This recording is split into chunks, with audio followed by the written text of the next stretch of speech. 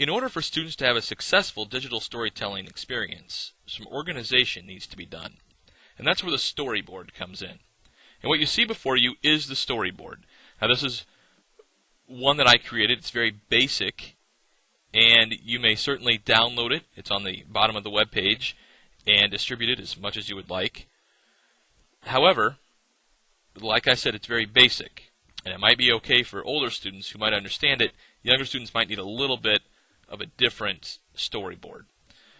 But for instance, what we need to think about is, on our PhotoStory project, our slide number, because PhotoStory is simply still pictures with music and narration.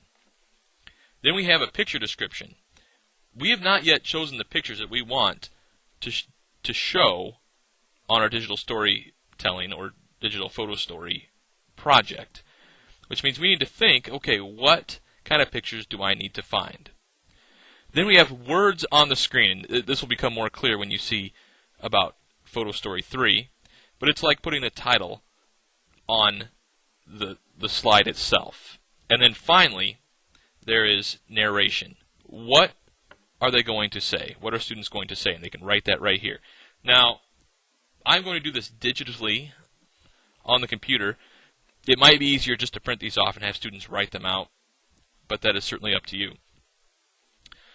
So we think about slide number 1.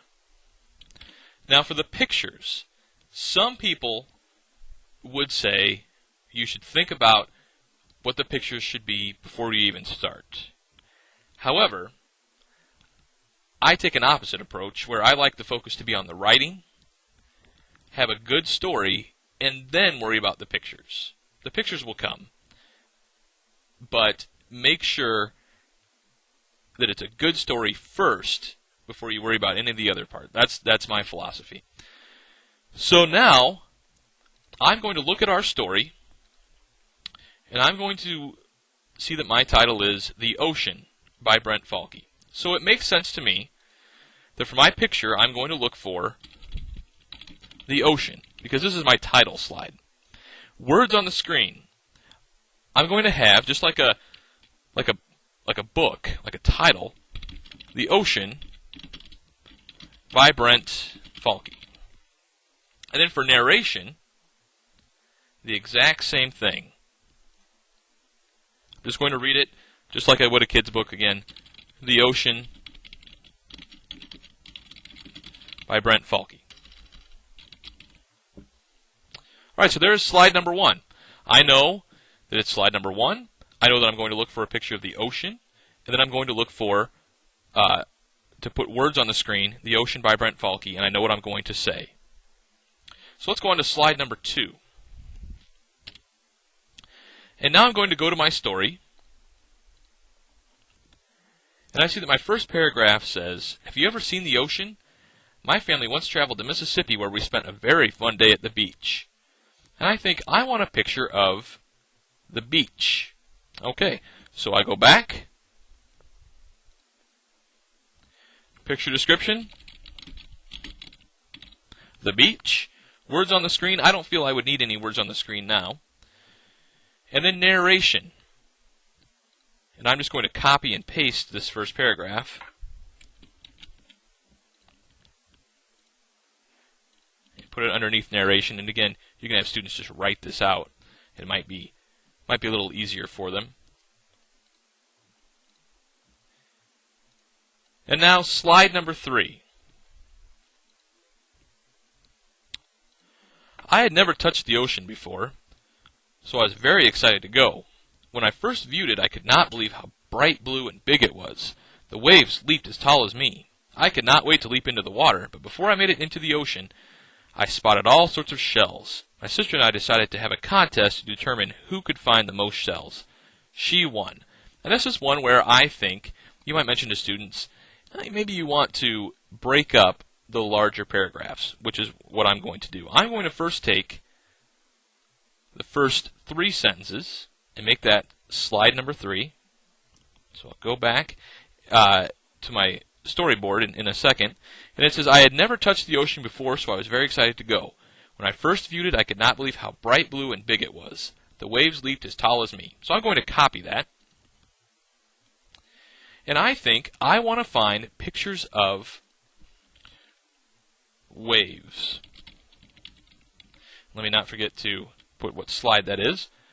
Words on the screen. I don't want any words on the screen. And for narration, I'm going to say that first portion. Make that a little bit bigger. So, okay, so we've got 3 slides. Now I'll go on to slide number 4. You've seen kind of a sneak peek. And on slide number 4, I go back and I'm going to pick up the rest of this paragraph. I could not wait to leap into the water, but before I made it to the ocean, I spotted all sorts of shells. My sister and I decided to have a contest to determine who could find the most shells. She won. So I'll copy that. And like I said, like you saw, picture description is shells. Words on the screen, I don't think I need any, and it's already pasted on there. And it talks about the shells. So let's do 2 more. Slide number 5.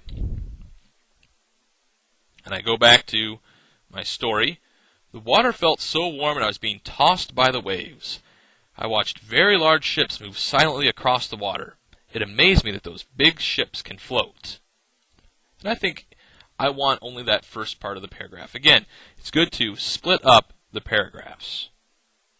And tell students, remind them, now they're breaking up their story into a script, which can be difficult, again, for younger students, so it might take a lot of lessons to have them understand how to do this.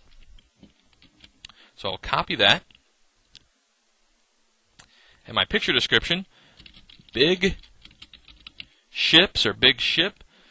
Words on the screen, I don't think we need any. And my narration, again, always good to know what you're going to say with that. And finally, let's do 1 more. Now, again, of course, you would do this for the entire story. I'm only going to do this for the first 6 slides. But, again, you must take the entire story, break it up into a script and into the slides. So I'll go back to my story. Then I saw it. A shark cruise through the water. I saw its huge back fin turn and started coming right at me, ready to attack. I screamed and started racing towards the beach, toward my family, but my dad laughed hard. It's a dolphin fin, he said. I was relieved. And so I'm going to grab that one.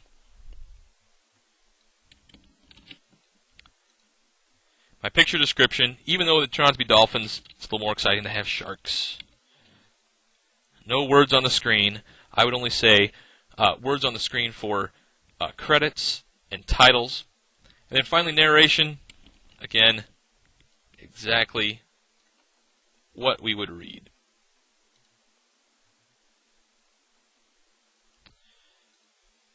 So again,